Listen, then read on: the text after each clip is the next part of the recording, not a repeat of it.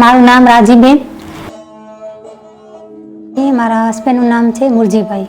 તો અમારી ખેતી કામ હતી પહેલાં મારા બાપુજીના ઘરે। ખેતી કામમાં એવું બન્યું કે અમે 7 દુકાળ ભેગા પડ્યા, તો અમારું કામ જે હતું ખેતીનું એ સાવ બંધ થઈ ગયું અને અમારી પરિસ્થિતિ એવી હતી કે ઘરમાં ખાવાનું પણ માંદા પડે એવું। અને અમે પરિવારમાં 9 લોકો હતા, અમે 6 બહેનો, એક મારા ભાઈ અને મારા મા અને બાપુજી। તો એનું હવે ભરણ પોષણ કરવું બહુ મુશ્કેલ હતું ત્યારે। પછી મને એવું વિચાર્યું કે અમારું વણાટકામ કરતા હતા, અમારું વણાટકામ અમારું પહેલેથી જે બાપ દાદાનું છે। તો એમાં એવું છે કે હવે ત્યારે હું જ્યારે 14 વર્ષની હતી ત્યારે એવું હતું એ જમાનામાં કે દીકરી કે વહુ એ ક્યારે વણાટકામ ના કરે। તો પછી મને એવું થયું કે કેમ નહીં, હું પણ વણાટકામ કરું તો શું।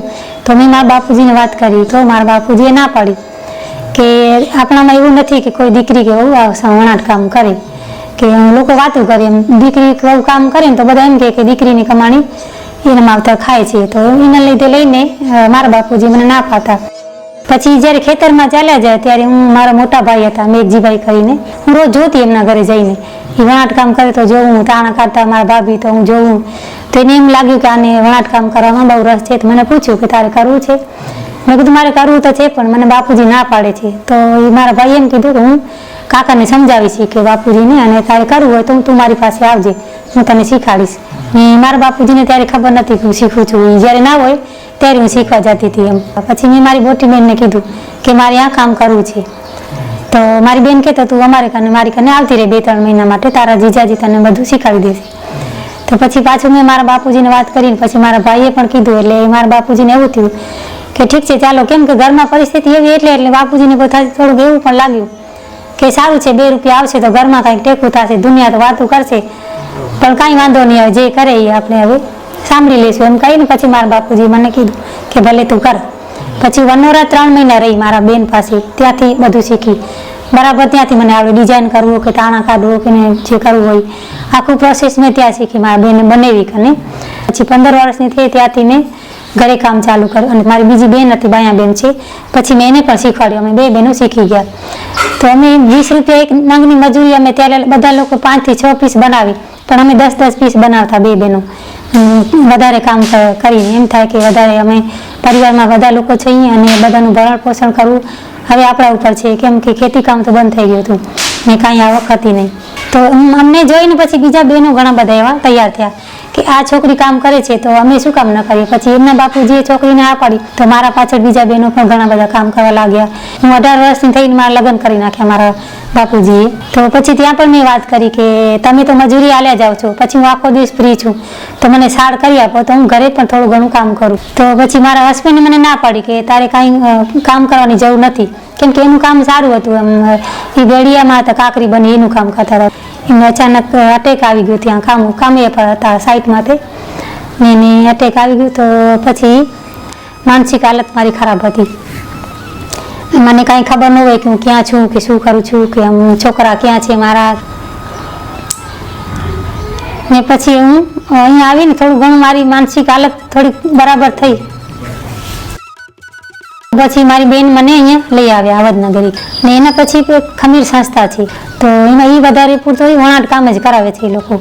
તો એને ખબર પડી કે એક બેન આવ્યા છે અહીંયા, બિચારા નાના છોકરા છે ને એનો કોઈ છે નહીં, તો એમને પૂછી જોઈએ કદાચ આવવું હોય ને કામ કરી શકતા હોય તો પછી એમ કરતાં 2 વર્ષ સુધી મેં અહીંયા કામ એમની સાથે કર્યું।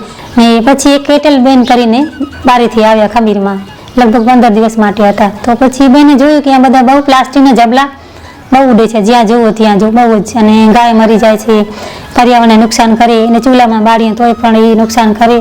તો એ બેને એવું વિચાર્યું કે કેમ નહીં આમાંથી કંઈક આપણે નવું વણાટમાં લઈ આવીએ। તો પછી મને કીધું એ લોકોએ કે તમે એમની બેનની સાથે રહ્યો અને બેન કેવી રીતના વણાટ કામ કરે છે ને શું કરે છે તમે જુઓ। તો એ જબલા લઈ આવ્યા, પછી એમને ધોયા, પછી એને કટિંગ કર્યું અને એનું પછી જ્યારે કોટનનું કામ લાગેલું હતું એમાં એણે વણાટ કર્યું। વણાટ કર્યું ને એ 4-5 એવા ટેબલ મેટ નાના નાના બનાવીને મૂકી રાખ્યા આમાં, તો શોપમાં રાખ્યું તો બધાને બહુ ગમ્યા આવ્યા એમ કે આ તો નવી એક ડિઝાઇન થઈ ગઈ કે ક્યારેય પણ જોયું નહોતું, કોઈ પ્લાસ્ટિકનું વણાટ ક્યારેય કોઈ કર્યું નહોતું, તે સારું લાગ્યું। તો પછી એના ઉપર એમ લોકોને ઓર્ડર મળ્યું કે તમે આવા અમને 100 ટેબલ મેટ બનાવીને દો। અને એ ભાઈ લંડનના હતા, પણ હવે વાત એવી થઈ કે 100 પીસ ખપે પણ 100 પીસ એટલા જબલા નથી આ તો બેન થોડાક લઈ આવ્યા પોતાના ને કરી રાખ્યું. એ તો બેન પછી જતા રહ્યા. તો પછી મને પૂછ્યું કે તમે કરી લેશો આખી પ્રોસેસ પહેલેથી? મેં કીધું હા હું કરી લઈશ, કાંઈ વાંધો નથી, મને આમ તો આવડે જ છે. આ કોટનની જગ્યાએ ખાલી પ્લાસ્ટિક વાપરેલું છે, બાકી તો સેમ છે.